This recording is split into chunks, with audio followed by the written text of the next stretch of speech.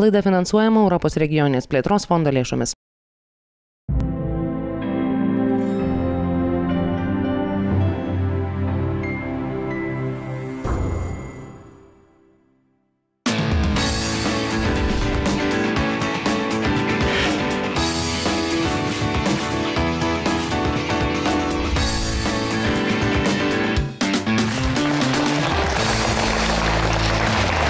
Sveiki, gerbiamieji Lietuvos televizijos žiūrovai. Eteryje Viktorina Gamtos kodas. Laida, kurioje vėl priminsime, kad didžiausias kenkėjas pasaulyje yra ne kas kitas, o žmogus. Mūsų nerūpestingumas dažnai sukelia milžiniškas katastrofas. Laidos formulė jums puikiai žinoma. Studijoje varžosi 3 dalyviai, atsakinėdami klausimus kokią nors vieną temą apie gamtą, ekologiją arba ekologines katastrofas. Šią laidą ir skirsime žmogaus sukeltoms nelaimėms, kurios dažniausiai ir būna pačiam žmogui pačios žalingiausios ir kenksmingiausios. Negaiždami laiko pradedame žaidimą Atrankinis turas. Pirmasis iš jūsų teisingai atsakęs ir greičiausiai atsakęs į klausimą stos prie pulto. Pirmasis klausimas. Kokioje įlankoje 2010 m. balandžio 20 d. išsiliejo daugiausia naftos istorijoje? Pirmasis buvo turbūt šis džentelmenas, taip, klausau jūsų. Tai Meksikos įlanka? Taip, teisingas atsakymas, prašome prie pulto.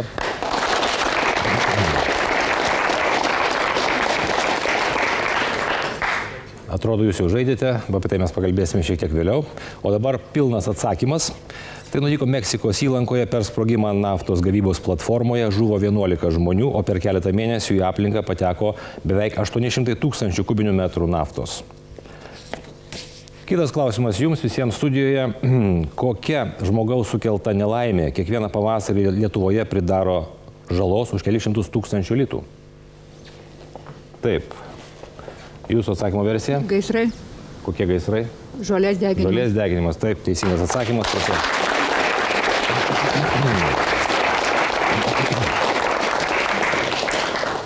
Jūs teisi, tai žolės deginimas prasidėjus vadinamajam žolės gaisrų pikui vietoj įprastų 20 iškvietimų, ugniagesiai gelbėtojai kviečiami apie 150 kartų per parą. Tokie gaisrai ne tik padaro neatitaisomą žalą gamtai, bet dažnai persimeta ir į dirbamos žemės laukus, gyvenamosius pastatus, o galiausiai dėl šių gaisrų žuvo ir žmonių. Patys savo prisidarome problemų. Na ir kągi, trečias mūsų žaidimo dalyvis, tradiciškai svečias, žinomas žmogus, vieniem daugiau, kitiem mažiau turbūt žinomas žmogus, žurnalistas, humoristas ir bardas Šarūnas Černiauskas.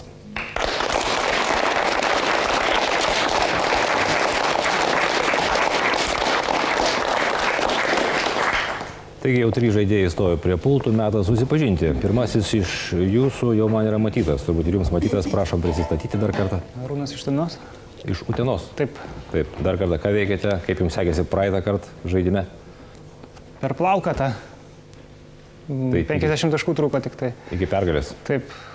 Trečias kartas gal nemelus, bet oi, nenoriu dvasių užkalbėti. O teko kitose žaidimuose dalyvauti? Turiu vienį, ne gamtos kodo žaidimuose. Šiek tiek teko. Tai patirties yra, ar ne? Ir kokia specialybė, ar specializacija, ar profesija? Pedagoginė veikla, daugiau su suaugusiais šiuo metu bendrauja. Gana platus profilis. Bet teks šiek tiek dabar su vaikais dar padirbėti iki vasaros atostogų. Pamokyt vaikus ir patiems išmokti apie juos. Visada apie gamtą. Abipusis mokymas vis vyksta, nori nenori. Taip, jūs kuo vardu ir ką veikiate? Onutė iš Švenčionėlių. Esu miškininkė. Už tai tuos gaisrus žinau. Didžiausia problema. Pusiau profesionalas. Jeigu tai būtų apie mišką, tai apskritai būtų turbūt labai... Miškas, biologija. Lengvas. O kokie hobiai, išskyrus mišką? Gėlės, laukas. Tai vis tiek su gamta susiję, ar ne? Taip, taip. Kadangi esu biologiją baigusi. Tai tikrai profesionalė, tada be abejonių. Ir Šarūnas Černiauskas, prašome prisistatyti. Kas jūs labai esate, žurnalistas, humoristas ar bardas? Šiuo metu labiausiai žurnalistas, tiesa dabar bedarbis. Bet darbą kaip tik keičiu, galima sakyti, kad vykdau aktyvų poilsį. Būtent pavasarį labai gerai, galima grožėtis gamtą, ar ne? Būtent. Ar teko kažką pasiruošti, ar domėtis, pasiskaityti apie gamtą prieš ateinant į šį žaidimą? Pasiskaityti, kiek teko rašyti apie tai, galiu pasakyti. O tenka rašyti apie gamtą? Tenka. Ir kokios temos? Publicistinės ar šiaip? Žurnalistikoje gražių dalykų retai būna. Tai dažniausiai, kai gamtoje nutinka kažkas blogo. Tai tyriamoji žurnalistika, ar ne? Taip. O kaip bardas dainuojate apie gamtą, apie gėlės, ar kokią nors kitą tematiką? Daugiau apie žmonės. Tarp kitko apie kenkėjišką žmonių aspektą. Kokia ta galėtų būti daina apie kenkėjišką aspektą? Pavyzdžiui, gal ką verta paklausyti, arba gal YouTube kur nors, ar kur kitur? Ai, kažkaip nemėgstu girtis, geriau Tai ne, tik antis, tiesa, reikia sakyti, zombiai. tik tiesa. Puiku. Kągi, mes jau susipažinome, o kol žaidėjai pasiruoš, prašome pažiūrėti mano kolegų parengtą reportažą.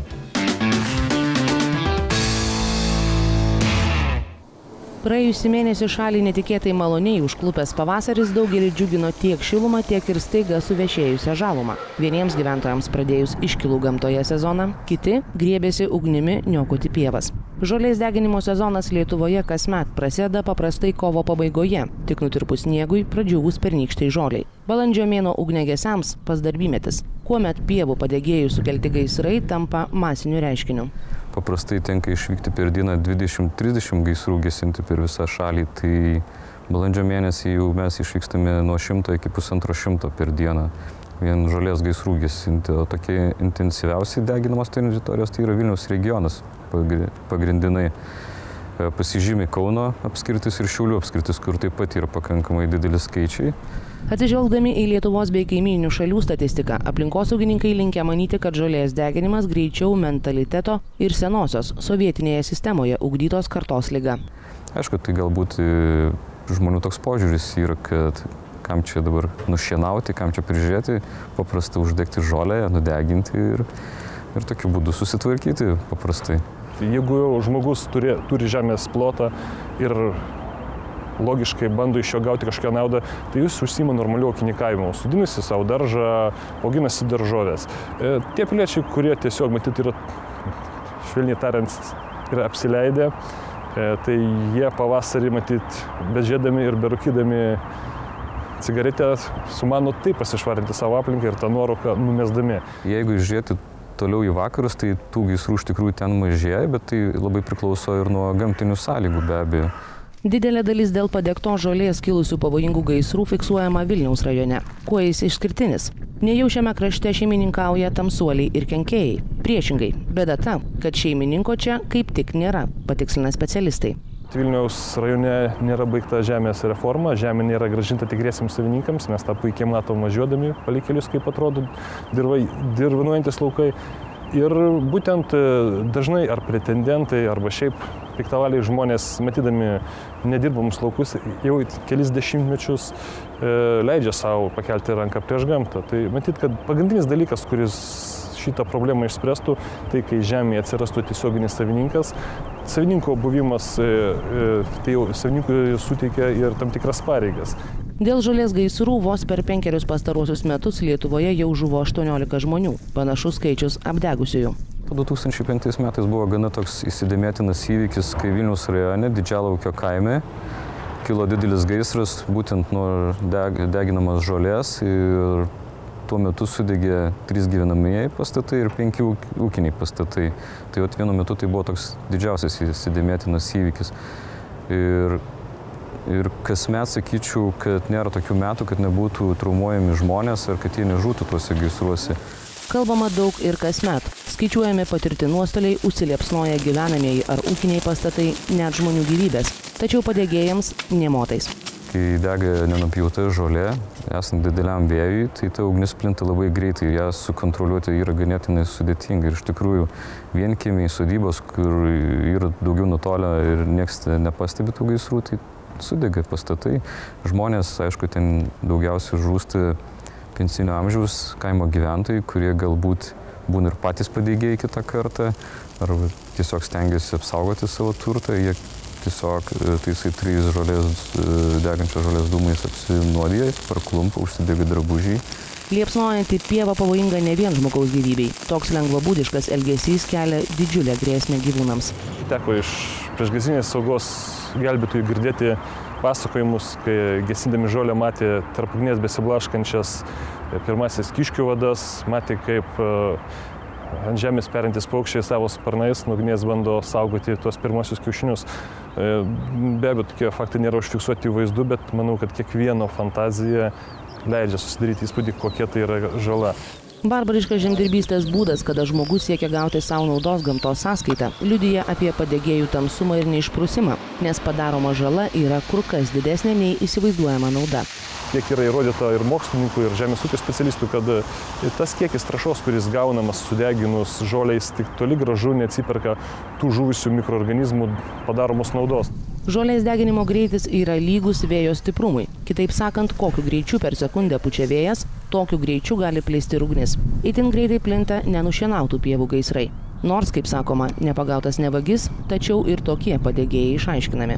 Jie paprastai teisinasi tuo, kad jie gesina tą žolę. Tai iš tikrųjų mums yra svarbu juos sučiupti bedeginant, tai kas yra kiek ir sudėtingiau. Tačiau žmonės, kaip sakyti, surandam kaltininkus. Ko gero, kiekvienas žino, kad deginti ražienas draudžiama, tačiau miestuose ar netoli miškų neleidžiama deginti ir sugrėbtų augalinės kilmės atliekų.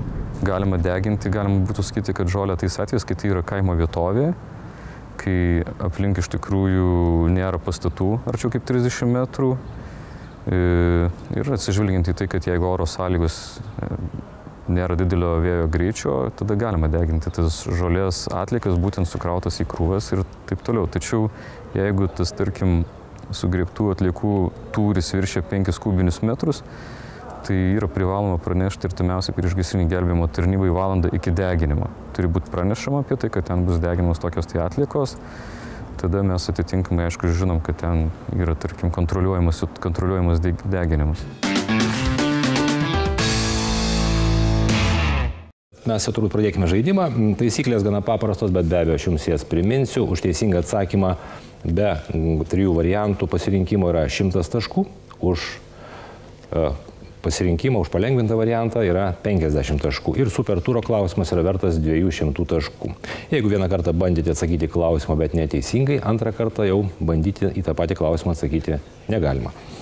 Turbūt pradedame, ar ne? Viskas aišku. Viską lemia kartais reakcija, kartais žinios. Pažiūrėkite, ar veikia mygtukai. Galime pradėti žaisti. Pirmasis klausimas. Kokiame mieste 1952 metais nuo smogo sukeltų ligų mirė apie 4000 žmonių? Taip, Šarūnai. Spėju, kad Los Andžele. Nes ten užterštas miestas? Taip. Bet anuo metu gal dar nebuvo toks? Kad gal jau buvo. Dėja, ne. Bandysite spėti, ar 3 variantai. 3 variantai. Londone, B. Maskvoje, C. Pekine. Taip, Onutė? Londonas. Londonas, teisingas atsakymas.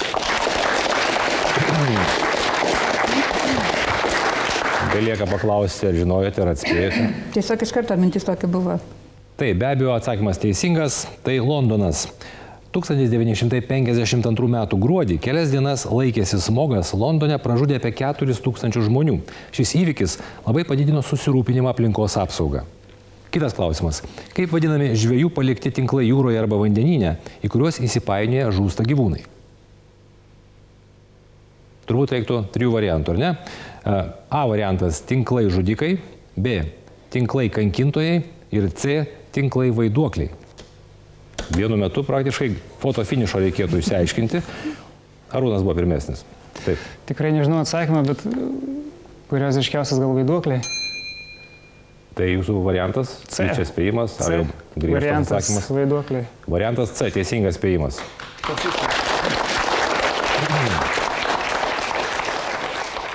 Tai be abejo, tai yra tinklai vaiduokliai.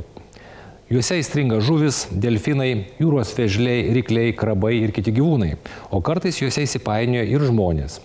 Tokių tinklų vaiduoklių turime ir Baltijos jūroje. Taip, kitas klausimas. Kuriame Lietuvos rajone 2009 metais dėl nelegalaus prisijungimo prie naftos produktų transportavimo vamzdyno įvyko didelė ekologinė avarija? Taip, Arūnai? Rajonas Rokiškio gal? Gal ar taip? Kodėl? Taip, bandau spėti. Rokiškio, teisingai atsakymas. Avarija įvyko 2009 m. kovo mėnesį Rokiškio rajone, Juodupės seniūnijoje.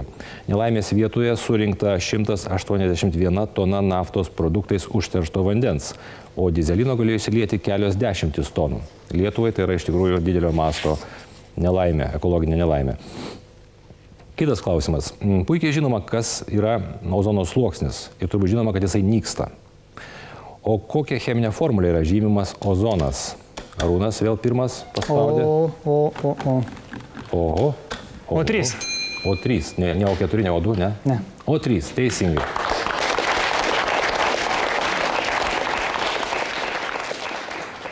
Ozonas iš tiesų yra tam tikra deguonies forma ir jo formulė yra O3. Nedidelės koncentracijos ozono yra visoje Žemės atmosferoje.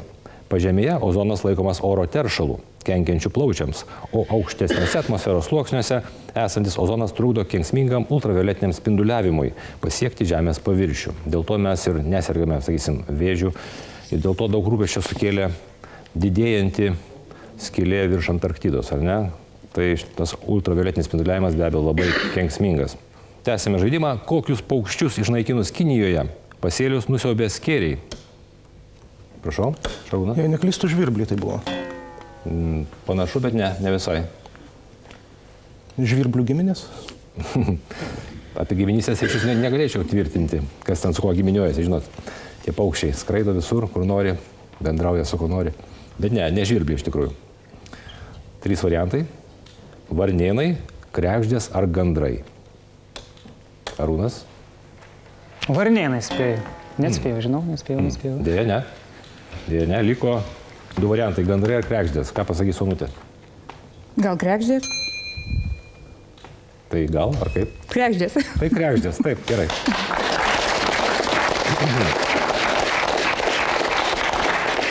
Tai yra kregždės, jų išnaikinimas sugriovė ekologinę pusiausvyrą ir didžiąją dalį Kinijos pasėlio apniko ir nusiaubė skėriai, su kuriais šie paukščiai anksčiau susidorodavo. Skaičiuojama, kad dėl kregždžių išnaikinimo, nuo to prasidėjusio bado, išmirė net apie 30 milijonų kinų.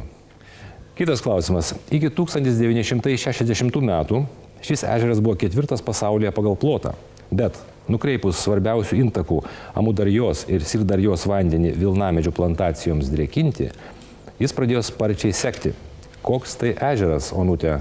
Mano, kad tai yra Aralo jūra? Taip. Jūs tikra? Taip. Matau iš akių, kad tikra. Taip, teisingas atsakymas. Aralo jūra.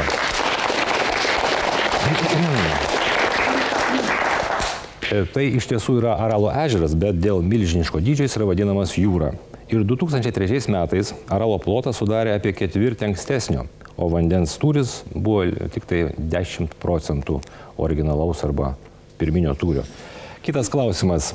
Centreilijos mieste, Pensilvanijos valstijoje, 1962 metais prasidėjo gaisras ir jis tebesitęsia iki šiol. Kokių naudingų iškasenų šachtoje jis tebesitęsia? Taip, Šarūnai. Manau, kad tai gamtinės dujos. Panašu, bet ne, yra ten kitose pasaulio vietose yra tokių gaisrų, kurių negesina, bet tai neteisingas atsakymas. Gal reiktų 3 versijų. Geležies rūdos, B. Anglių, C. Durpių. Arūnas? Turėjau variantą, kad durpės. Gal durpės? Dėja, ne. Onutė dabar liko viena laukia, bet tai dar nereiškia, kad jūs laimėsite. 3 variantai. Geležies rūda, anglis ar durpės? Anglis. Anglis. Teisingai atsakėte.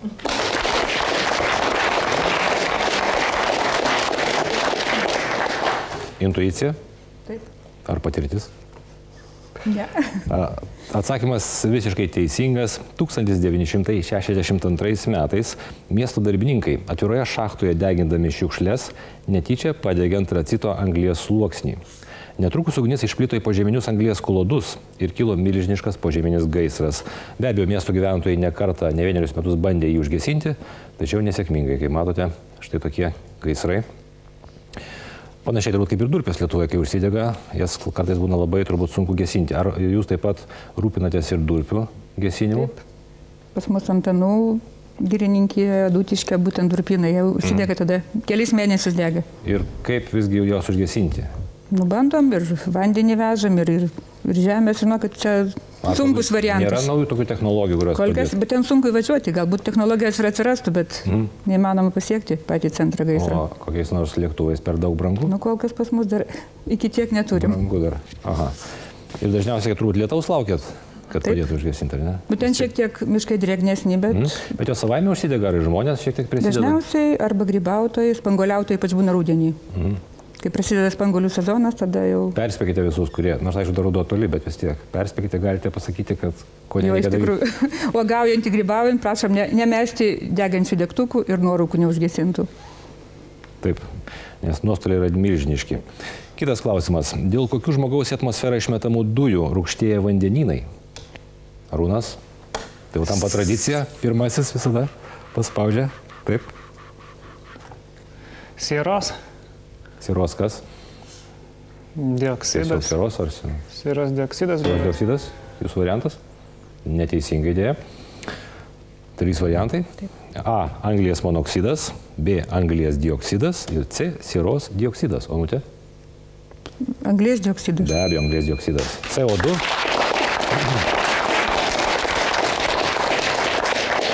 Tai yra CO2 be abejo. Žemės vandenynų rūgštingumas didėja dėl iš atmosferos sugeriamo anglies dioksido. Kai kuri žmonių veikla, tokia kaip miškų kirtimas ar iškastinio kuro deginimas, cemento gamyba, sudaro papildomą anglies dioksido srautą į atmosferą. Sako, kad ir karvės daug išskiria anglies dioksido atrajodamos, ar ne? Ypač ten, kur kaimenės labai didelės. Kitas klausimas apie labai didelę katastrofą, kuri labai pakenkė ir nužudė daug žmonių. 1984 metais Bhopalo mieste įvyko didžiausia pasaulyje pramoninė katastrofa. Į aplinką nutekėjo daugybė nuodingų pesticidų. Kokioje šalyje tai įvyko? Bhopalas. Kokia šalis? Arūnas? Jungtinės Amerikos valstijos gal? Dėja, ne. Bhopalas. Ką ta žodis? Neprimena jokio tokio egzotiško. 3 variantai. Australija, Indija ar Rusija? Šarūnas? Manau, Indija. Teisingas manymas. Indija.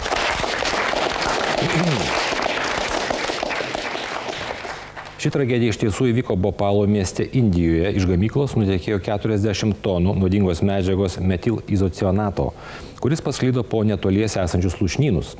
Pagal oficialią statistiką per katastrofą žuvo apie 3000 gyventojų, tačiau neoficialūs duomenys, kaip dažniausiai ir būna, teigia, kad aukų buvo net apie 15 000 ir net daugiau kaip 600 000 gyventojų buvo vienaip ar kitaip paveikti tų nuodingų medžiagų.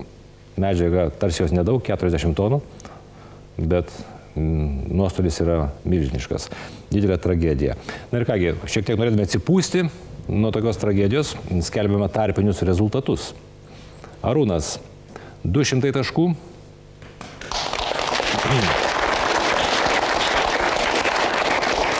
Onutė, 300 taškų. Ir Šarūnas, 50.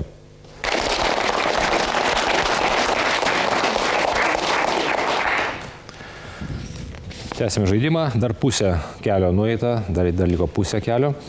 Kaip vadinamos bitės, kurios pradėjo veistis Brazilijoje, kai 26 tanzanietiškos bičių motinėlės netyčia buvo paleistos į laisvę? Kaip vadinamos tos bitės? 3 variantai. A variantas – europietiškos bitės, B variantas – amerikietiškos bitės ir C variantas – afrikietiškos bitės. Šarūnai? Afrikietiškos turbūt. Afrikietiškos, taip, logiškos.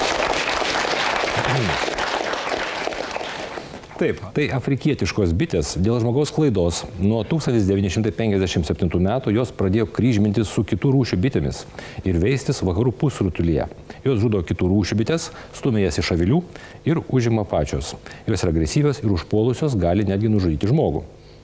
O jūs medų mėgstate? O bičių bijot? Jeigu įkanda, nieko baisaus, ne? Nes kai kuriems sukelia... Man nėra alergijos. Uodas į gėlę, tai didesnė alergija negu bitė. Gamtininkai turbūt irgi atsparus, ar ne, bičių įkandimams? O žurnalistai patys kandžiojasi. Patys kandžiojasi. Tokia, jeigu kanda, tai nieko baisaus. Ne? Dar neaišku, kas skaudžiau kanda, bitė ar žurnalistas. Galiu sugelt bitę laisvai. Nebejoju. Tęsime žaidimą. Kitas klausimas. Kokiame kare 1991 metais buvo padegta apie 700 užpultos, jau kaip matau, berods greitesnis buvo Arūnas. Net nereikia klausimų užbaigti, ar ne? Persijos įlanka. Persijos įlankos, teisingai.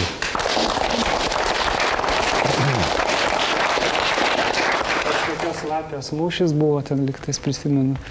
Koks buvo mūšis? Lapės kažkokios tai. Lapės. Rudosios lapės ar... Tai ten tos kodinis pavadinimas. Taip, pavadinimas. Kaip puolimas. Iš tikrųjų, tai yra toks unikalus atvejis su tais padegtais gręžiniais naftos, kad turbūt nesunku atsiminti, be abejo visiems. Visi turbūt žinojote, kad tai yra Persijos įlankos karas, kova dėl Kuveito išlaisvinimo, ar ne? Kažką dar norėtum pasakyti, nes matau, šviesa dega. Ai, ne, taip tik tai, ne? Supratau, kartais pauzės arba time out, kaip sako, minutės pertraukėlės. Nereikia. Bet vėl mirksi kažkaip. Labai jautrus tas prietaisas. Iš tiesų, atsakymas teisingas, bet aš galbūt ir patį klausimą dar kartą pilnai pasakysiu. Kokiame kare 1991 metais buvo padegta apie 700 užpultos šalies naftos gręžinių ir taip sukelta didžiulė ekologinė katastrofa. Tai įvyko Persijos įlankos kare, traukdamas Irako armiją, padegė Kuveito naftos gręžinius. Gaisrai buvo užgesinti tik po 8 mėnesių, o Kuveite stojo panašus į branduolinę žiemą oras. Daugybė Kuveito gyventojų patyrė aiškų sveikatos sutrikimų, kai tiek tekančios naftos, tai be abejo. Tęsėme žaidimą, dabar grįžtame į Lietuvą. Kokį Lietuvos miesto vardą gavo Klaipėdoje esantis gelbėjimo laivas, skirtas ekologiniams nelaimėms jūroje likviduoti? Ekologinė nelaimė. Likviduojama, čia turbūt reiktų arba spėti, arba žinoti, arba 3 variantų, ar ne? Norėtumėt.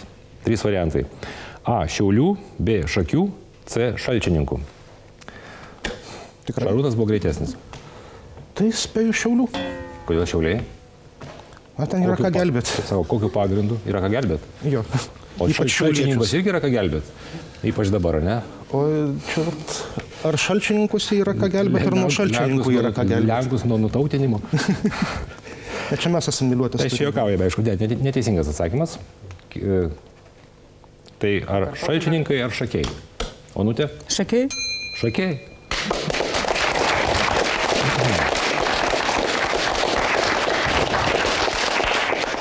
Ir tai galima netgi logiškai išmastyti, jeigu jums šakės, tai kvieskite šakius. Tai gelbėjimo laivas Šakiai Lietuvos karinių jūrų pajėgų laivas, kuris pernai dalyvavo tarptautinėse paieškos ir gelbėjimo bei taršos likvidavimo pratybose, kurios vyko pietrytinėje Baltijos jūros dalyje. Turime iškilmes priemonių išsiliejus naftai arba įvykus kitokiai katastrofai. Dabar Vengrija. Vengrijoje pernai įvyko didžiulė ekologinė katastrofa. Girdėjote, ar ne, kaip matau, linksite galvomis. Iš vienos gamyklos į aplinką išsiliejo raudonas dumblas. Kas buvo gaminama toje gamykloje? Arūnas? Aliuminis. Aliuminis. 100 taškų. Stebėjote turbūt žinias, ar ne? Sekėte informaciją. Kraupus vaizdas iš tikrųjų. Ir plius po to dar per BBC rodo, kaip žmonės tiesiog sako, mus paliko valstybė. Žadėjo, o nieko nedarė. Kaip net ir Amerikai vyko po New Orleano užtvindimo, ar ne? Taip, kad kokia bebūtų valstybė, dažniausiai palieka savo piliečius nelaimėje arba ne iškart sureaguoja. Galbūt yra išimčių, be abejo, būtų labai gerai, jeigu Lietuva būtų išimtis, ar ne? Tikėkime, kad taip ir yra. Taigi, tai aliuminio gamykla, sugriuvus atliekų saugyklai, kelis miestelius užliejo raudono dumblo banga. Keletas žmonių žuvo arba dingo be žinios, o po visą pasaulį pasklido siaubingi viską pakeliu šluojančio raudono dumblo vaizdai, kuriuos jūs, manau, ir matėte, taip pat ir jūs, be abejo. Vienas iš kraupiausių metų įvykių. Kitas klausimas, kokiame Afrikos ežere praėjusio amžiaus 6-ame dešimtmetyje buvo pradėti veisti Nilo ešeriai, kurie išnaikino daugybę kitų žuvų rūšių? Kokiame Afrikos ežere? Prisiminkime Afriką, jos ežerus, ten jų nėra daug. Mažiau negu turbūt Dzūkijoje arba apskritai Lietuvoje ar Zarasuose. O gal ir daugiau. Taip. Paspaudžiu tyčia. Prašau. Taip, mes Spėsiu Viktorijos ežeras. Viktorijos ežeras, bravo.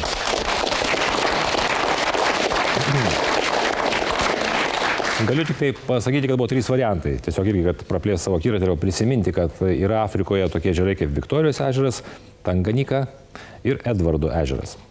Nilo ešeriai į Afrikoje esantį Viktorijos ežerą paleisti 6-ame dešimtmetyje. Per 50 metų jie sugebėjo išnaikinti net 200 vietos žuvų rūšių ir visiškai sugriauti ežero ekosistemą. Yra beje sukurtas filmas, dokumentinis filmas, kuris buvo rodomas prieš 4 metus kino pavasarį. Ar teko matyti tą filmą? Jis vadinasi Darvino košmaras ir aš labai rekomenduoju visiems jums pasižiūrėti, galbūt jį galima surasti, nežinau, internete ar kitur. Darvino košmaras, įspūdingas filmas apie tai, ką gali padaryti žmogus, neatsakingai elgdamasis. Kitas klausimas. Kokie gyvūnai į Lordo Howe salą ramiajame vandenyne patekę iš ant seklumos užplaukusio laivo išnaikino daugybę šios mažos salos svarbių gyvūnų rūšių? Galiu jums pasufleruoti, kas bėga iš laivo? Arūnai? Tai aš jau prieš tai galvoju, pelės, žiurkės. Tai kas, pelės ar žiurkės? Tai tas pats ko gero. Žiurkės. Žiurkės, teisingai, žiurkės.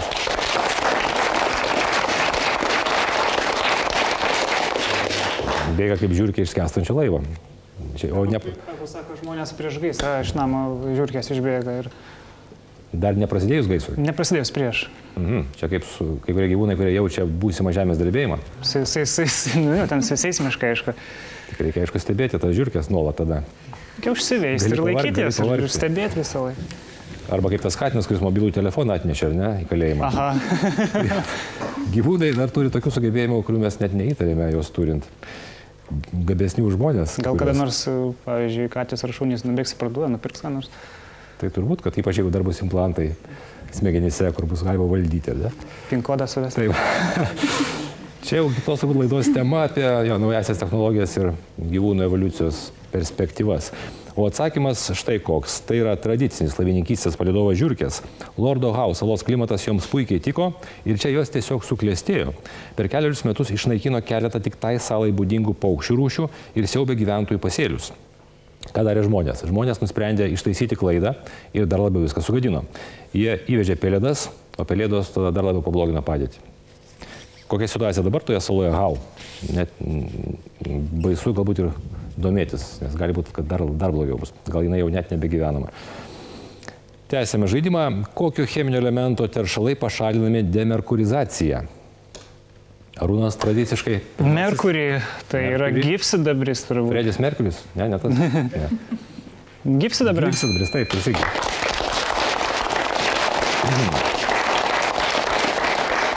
Nes buvo 3 variantai. Švinas, kadmis arba gyvsidabris. Be abejo, Mercury ir angliškai... Nil Mercury būna. Taip. Puikus atsakymas. Demerkurizacija pašalinamas gyvsidabris ir jo garai. Dažniausiai juos tenka imtis metalų išsiliejus ant grindų, garuojant iš atvirų indų, sandėliuojant sudužusias neono lempas ar tiesiog sudužus medicininiam termometrui. Ar teko kam sudaužyti medicininį termometrą namuose? Turbūt visi. Neteko. Atsargus esate, ne? Teko? Teko? Jums teko? Ir ką darėt? Demerkurizavom. Plačiau apie tai turbūt specialioje laidoje, apie demerkurizaciją. 1987 metais Gojanijos valstijoje, Brazilijoje, vyko didžiulė radiacinė nelaimė. Kontaktą su sąvartyne rastų radiacijos šaltiniu patyrė daugybė žmonių. Koks tai buvo šaltinis? Radiacijos šaltinis. 3 variantai turbūt, ar ne? A. Medicinos įranga, B. Branduolinio kuro kasetė, C. Sugedęs kineskopas arba kineskopai. Taip, Šarūnai? Manau, kad medicinos įranga. Medicinos įranga, teisingas, logiškas.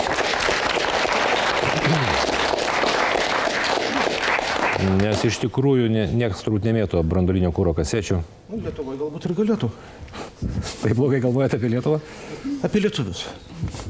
Bet vat, ir Japonija kokia katastrofa. Ten irgi ne viskas taip sklandu. Gal koks lietuvis nagus prikiša? Gal lietuvis. Sąmokslo teorija gimsta mums bežiūrint transliacijos metu. Taip, didžiulė katastrofa sukėlė sąvartyne rastas ligoninės neatsakingai išmestas radioterapijos įrenginys. Daugybė žmonių nuo radiacijos susirgo ir atrodo, kad yra ir mirusių nuo to. Tai aišku, viena vertus nėra ko vaikščiot po sąvartynus, kita vertus labai neatsakingas medikų elgesys Brazilijoje. Na ir kągi, pasiekėme finišą, super turas. Lemiamas klausimas, už kurį galite gauti, kaip minėjau, 200 taškų. Taip, klausimas, kokią Šiaurės Amerikoje paplitusią medžių rūšį praėjusio amžiaus pabaigoje išnaikino netyčia įvežtas grybelis Cryponectria parasitica? Cryponectria parasitica. 3 variantai turbūt, ar nereikia 200 taškų, užteks 100. Taip, kuklumas puošia A. Amerikinės pušis, B. Amerikinius kaštainius ir amerikinės liepas. Šarūnai? Visiškai aklai spėju, kad B. Viduriukas aukso vidurys, ne? Jo. Tai bus? Amerikiniai kaštainiai. Kaštainiai, bravo, 100 taškų jūsų.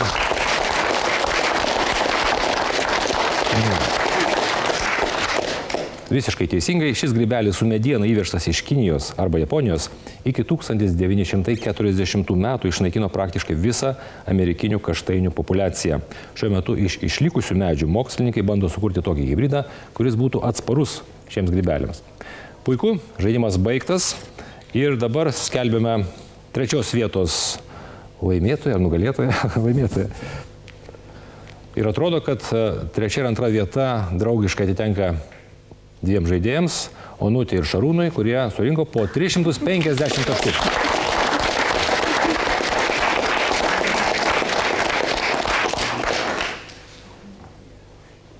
Ir pagaliau Arūnas pasiekė savo tikslą, laimėjo su 600 taškų. Bravo.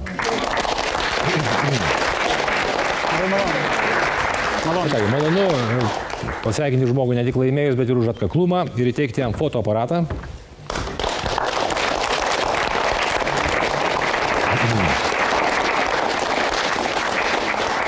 Beliko visai nedaug, tai reikia tik pasakyti, kad norinčius dalyvauti filmavimuose, žaisti šioje studijoje, galite registruotis adresu gamtoskodas@videometra.lt.